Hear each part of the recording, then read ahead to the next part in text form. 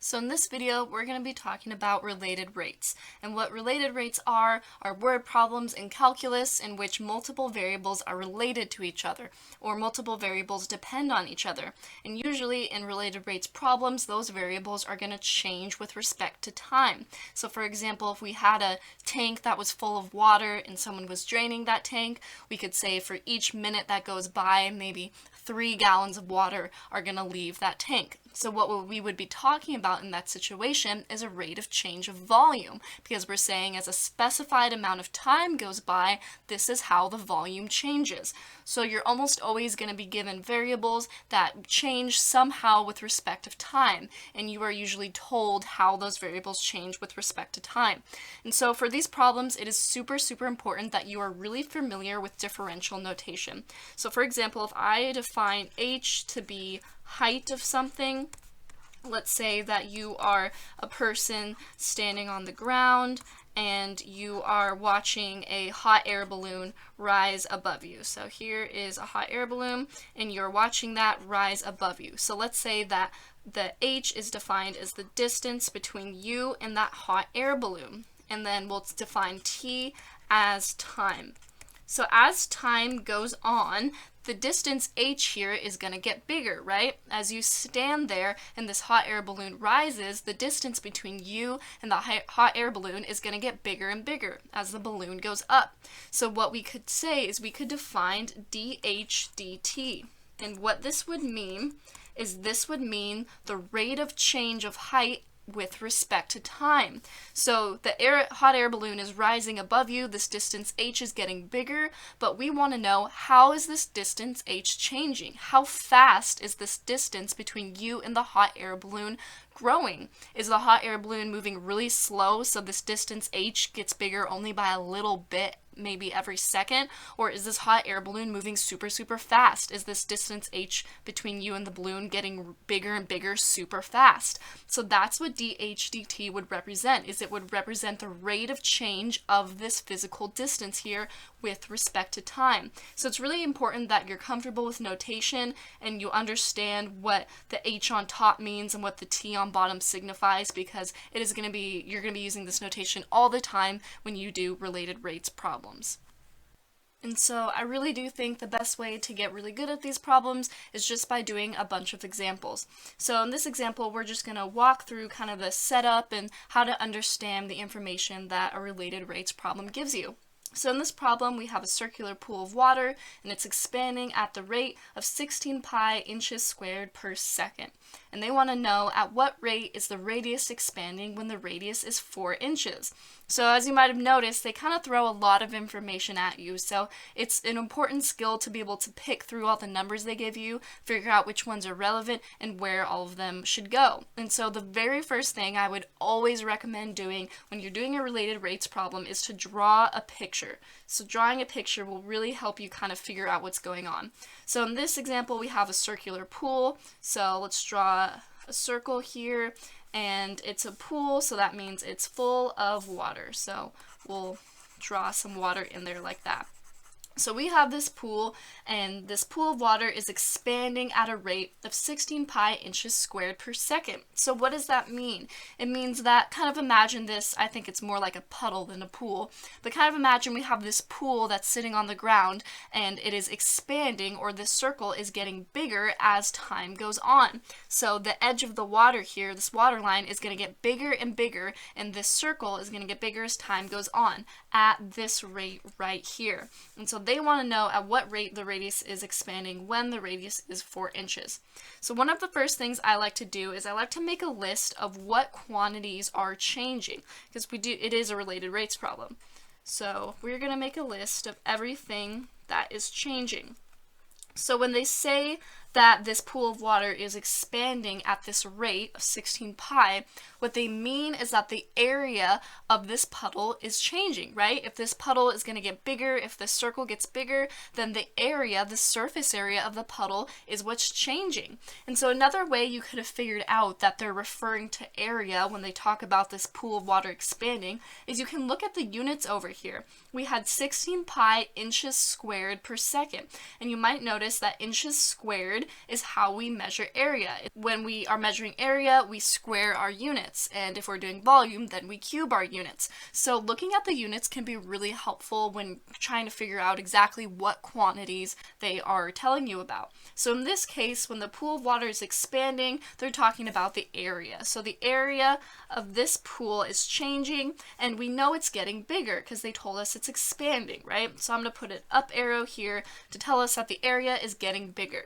Okay, now is there anything else in this problem that is changing? We know the area is going to get bigger, so what about the radius? If the surface area of this circle is getting bigger, well then the radius should get bigger too, right? Because the radius is just the line from the center of the circle to an edge. So if our whole circle gets bigger, then our radius should get bigger too. So this is another quantity that we've identified as changing, our radius, and the radius is also getting bigger.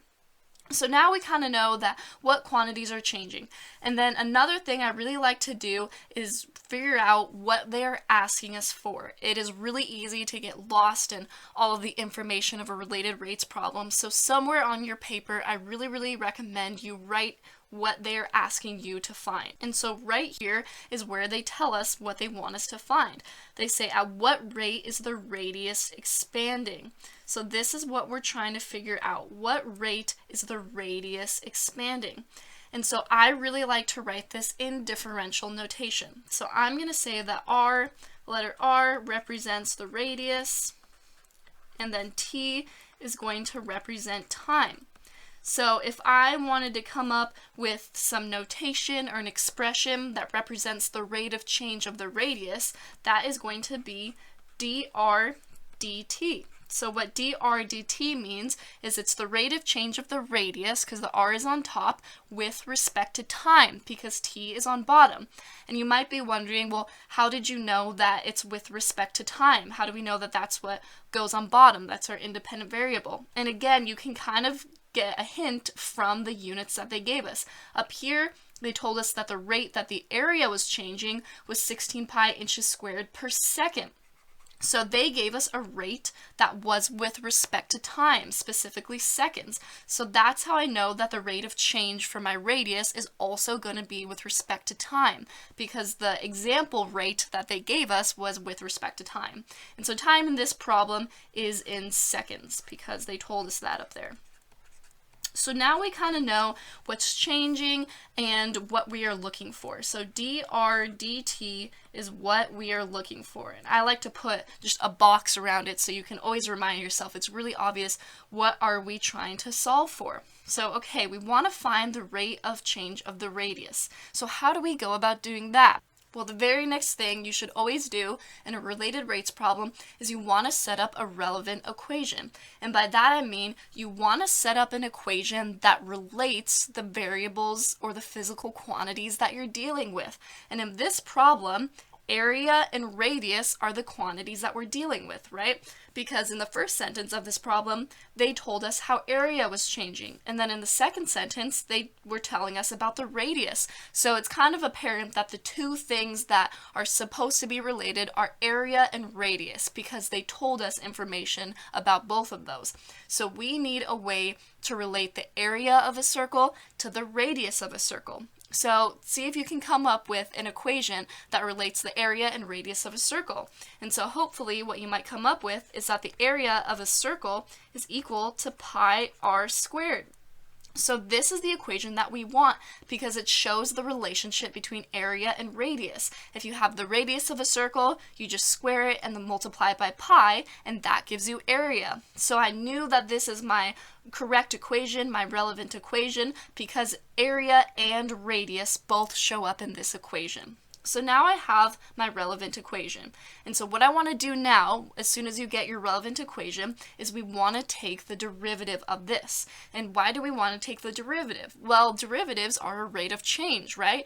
They were slope, a rate of change, how fast something is becoming different.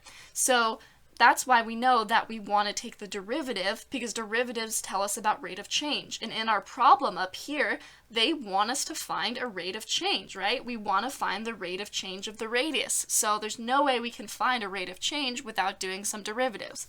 So we're going to take our relevant equation, this a equals pi r squared, and we are going to take the derivative of it.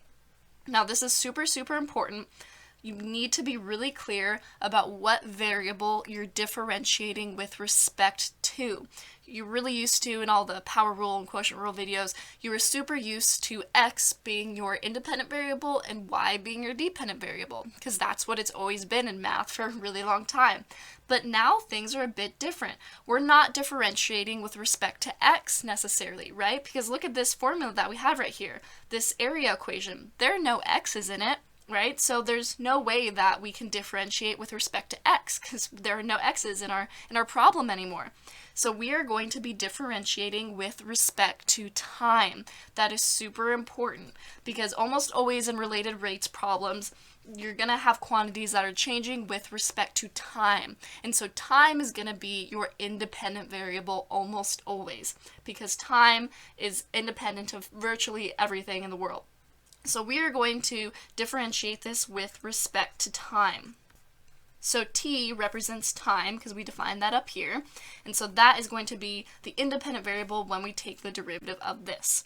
So let's do that now. We're going to take the derivative of each piece. So if we look over here at the left side of the equation, if we want to take the derivative of a, remember, a is not the independent variable. We have to treat it like a function. So when we take the derivative of a, we're going to say the derivative of a is dA over dt. So notice I did not say the derivative of a was 1, because a is not the independent variable, t is. So that's why we have to use this derivative notation, is because a is a function. So the derivative of a is going to be dA dt. So now we need to take the derivative of the right side of the equation, of pi r squared. So when we have a constant, just a number being multiplied by a function like this, that constant is just along for the ride, or that constant can just stay out front. So this pi is just along for the ride and can stay out front when we take the derivative. But now we need to take the derivative of r squared. And so r, again, is just like a. R is not the independent variable. So we need to treat it like a function, because t is our independent variable. So when we take the derivative of r squared, r is going to be treated like a function. And when we do r squared, this is actually going to be a chain rule situation, because the squared piece is like our outside function, and r is like our inside function. So if we use chain rule on this, chain rule says we take the derivative of the outside function first. So we're going to take the derivative of that 2. So we're going to bring the 2 down, keep the inside the same, so r stays as r, and then we're going to subtract 1 from the exponent, so that becomes 1.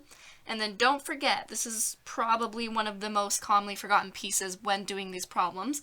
After we do that, chain rule says we need to multiply everything by the derivative of the inside. And so r is our inside function. And the derivative of r is going to be dr over dt.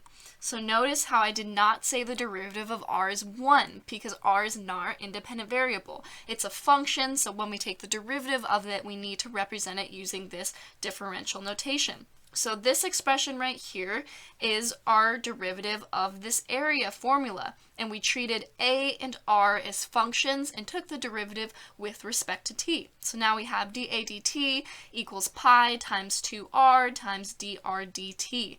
So hopefully what you realize is that now we were trying to find dr dt. That was our end goal, and so that expression shows up right there. So as long as we can just plug all the other appropriate things into this equation, we should be able to solve for dr dt.